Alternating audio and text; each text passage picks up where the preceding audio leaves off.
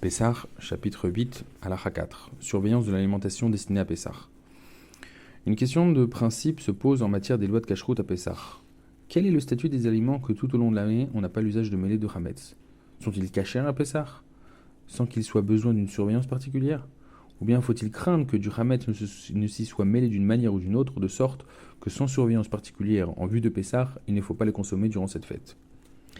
La position du Shulchan Aruch est que tant qu'aucun doute substantiel n'est apparu, faisant craindre que du Hametz ne soit tombé dans ces aliments, ou qu'un goût de Hametz n'y ait été intégré par le fait qu'ils ont été cuits dans des ustensiles où le même jour on avait fait cuire du Hametz, il n'y a pas lieu de craindre que du Hametz y soit mêlé. Cependant, le Rama écrit que s'agissant de certains aliments, la coutume ashkénaze est d'être rigoureux a priori, en s'abstenant de manger des produits qui n'ont pas fait l'objet d'une surveillance particulière en vue de Pessah. Cela parce que tout au long de l'année, le Hametz se trouve couramment auprès de nous et nous n'avons pas l'habitude d'y prendre garde. Aussi est-il à craindre qu'il en soit tombé dans différents aliments sans que nous n'y ayons prêté attention. De plus, il est à craindre que l'on se serve sans y prendre garde d'ustensiles où est intégré le goût du Hametz. En pratique, toutes les institutions de cacheroute ont aujourd'hui tendance à être rigoureuses, comme le Rama. Elles n'accordent pas leur certificat de cacheroute pour Pessah si on n'a pas pris garde au Hametz durant la préparation des aliments destinés à Pessah. Il se peut d'ailleurs que de l'avis même du Shulchan Aruch, il faille adopter cette attitude de nos jours, car dans la fabrication de la nourriture industrielle, tout produit est composé de différents ingrédients, et il est à craindre que l'un d'eux ne se soit pas cacher pour Pessah.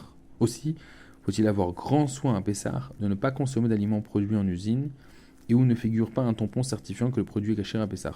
Cacher les Pessah. Mais quand le cas est clair, on se trouve souvent devant une différence effective entre la position du Shulchan Aruch et celle du Rama. Bien que la position essentielle d'un point de vue halachique soit celle du Shulchan Aruch, la tendance d'aujourd'hui est d'être rigoureux afin que la nourriture soit cachère, suivant tous les avis. Et c'est en ce sens qu'il convient en effet d'agir lorsqu'il n'y a pas de grande difficulté à être rigoureux.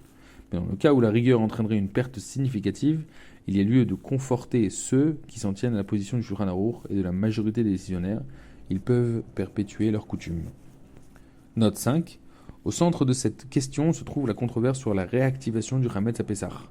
Les tenants de l'opinion rigoureuse craignent qu'une miette de Hametz ne soit tombée dans le mélange avant Pessah et qu'elle ne se réveille, quand Pessah commencera interdisant l'ensemble. C'est ce qu'écrit le Rama 447.4, se fondant sur plusieurs Rishonim d'Allemagne, et c'est aussi l'avis du Radbaz 1.487.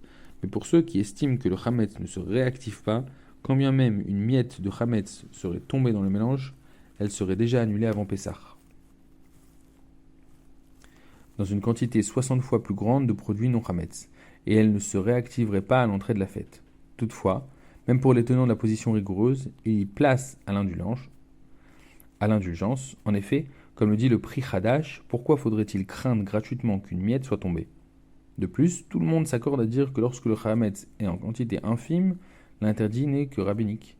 En outre, le Shiltot estime que le Hametz s'annule dans une proportion d'1 pour 60, même pendant Pessah.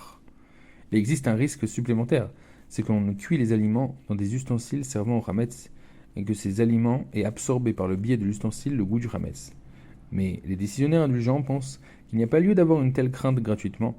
En effet, en général, les ustensiles n'ont pas été utilisés dans les dernières 24 heures pour y faire cuire du Hametz, et s'ils confèrent un goût, celui-ci est altéré. Et même si l'on a fait cuire du Hametz au cours des dernières 24 heures, le Hametz avant Pessah est considéré comme permis par les lois des mélanges, et l'ustensile a le statut de facteur indirect de goût, dans un cas où ce goût est permis. Nat bar nat de hetera, ce qui n'est pas interdit. CF Yechavé Da'at, volume 1, 11, et note Adlock. Cette controverse fondamentale tient aussi à d'autres questions, telles que le statut du goût piquant. Transmet-il un goût agréable lorsqu'il est rejeté de l'ustensile où il était absorbé et qu'il s'intègre à l'aliment que l'on y cuit? CF Mishnah Berurah sur Shulchan Aruch, chapitre 447, paragraphe 5.